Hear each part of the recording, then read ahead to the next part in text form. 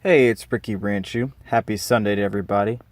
Today I'm going to go over a goldfish update. I know I haven't really been making videos about these guys lately, but I think it's time. There have been a couple changes.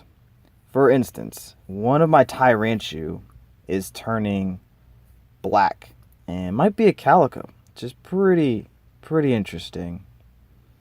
This is how he looks today.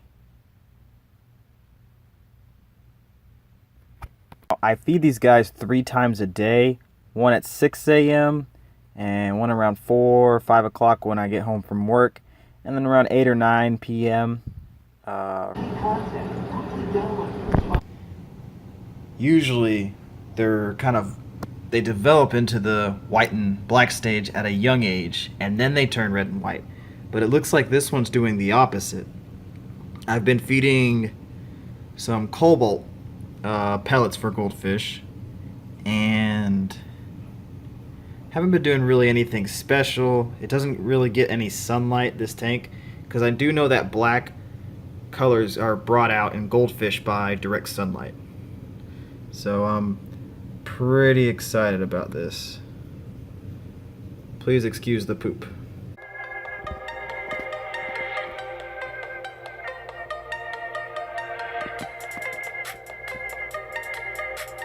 These guys are water changed twice a week, and in between water changes, I siphon out the poop. Side view. I really prefer the side view Ranchu compared to the top view Ranchu. So I always think it's really important to know what the goldfish looks like from the side. I plan on having these guys in a large tank someday. Pumps are off. So today I'm going to be doing some separating. Not culling. I do not like that word. I'm going to be moving these guys that I'm separating into a 10-gallon tank where I can feed them the more appropriate food. Okay.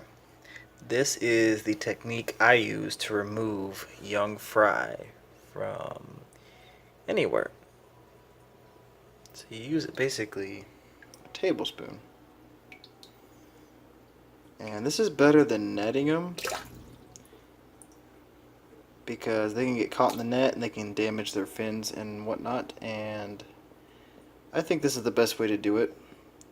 This fry is probably about the age where I could probably use a...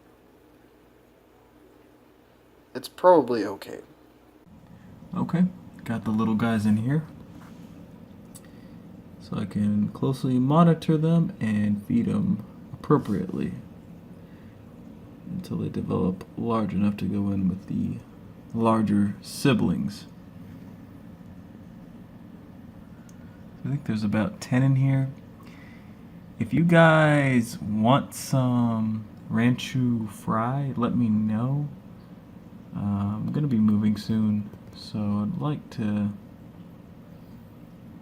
limit the number of fish I have. Got about 10 in here. They're very healthy, pretty strong swimmers.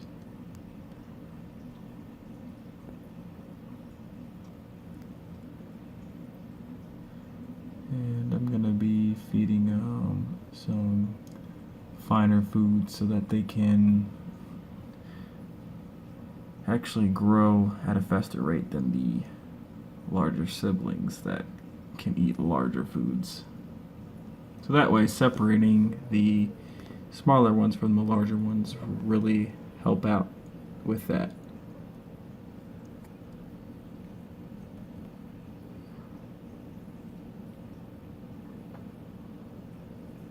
Over this. Also, I do have the pump off, so I could get good video, but it's not gonna matter because this tank is dirty.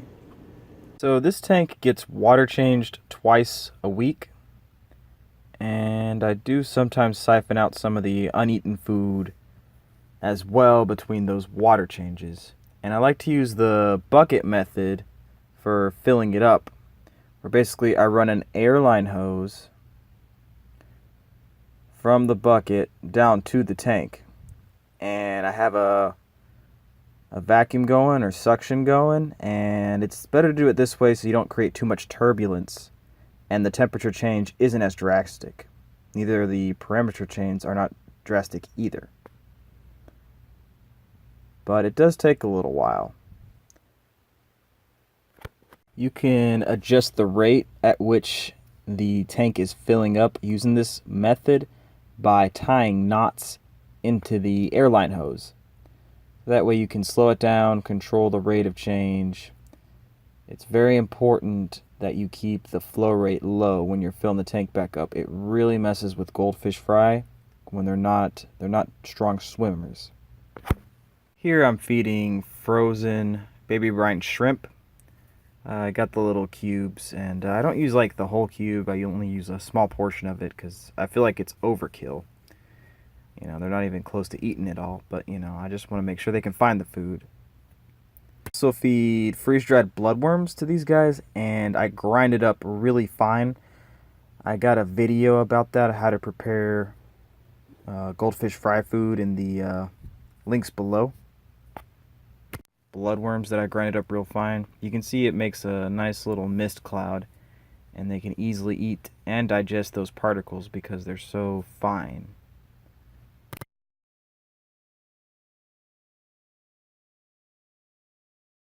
Bloodworms that I grinded up real fine. You can see it makes a nice little mist cloud, and they can easily eat and digest those particles because they're so fine. Here's a 5-star way to siphon out your tank using a hose with a larger diameter. I'm always very careful because you can suck up fry really easily. This is how they look today, and I think they're ready to go back into the Growout. One reason they might be smaller is because I might have taken them from another batch. You see, I put plants into the fry tank and they probably had new eggs in the plants. So these guys probably came from that.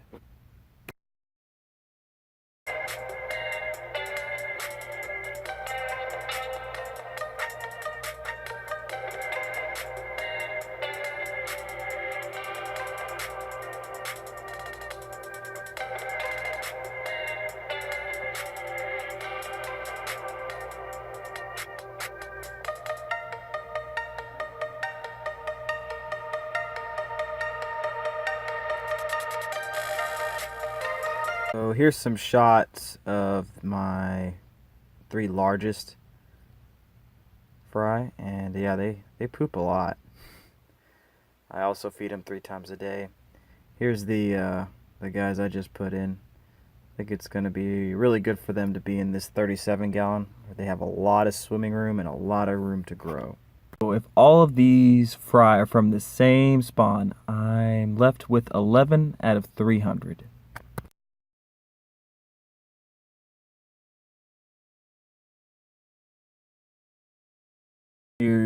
Here's the update on the parents. Not much new going on here. There's Kenny, Daddy, and I just basically took out most of the floating plants because I wanted more surface agitation from my pumps. See, the one closest to my hand is Nova. She's very friendly. Yeah, she's always looking for food. That's Charlie. Not too personable. But I'm very attached to these guys. They're my first goldfish. And Kenny's kind of large. I kind of was surprised that he could fit like almost my whole finger in his mouth.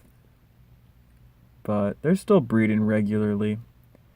But I'm not pulling any more fry. Thank you guys for watching this far. I really appreciate your viewership. I'm going to do weekly videos on a consistent basis, so please subscribe. You can follow me at Facebook, Instagram, and Twitter at Ricky Ranchu. I don't always post videos every day, but I'm posting there almost every day. Thanks for watching.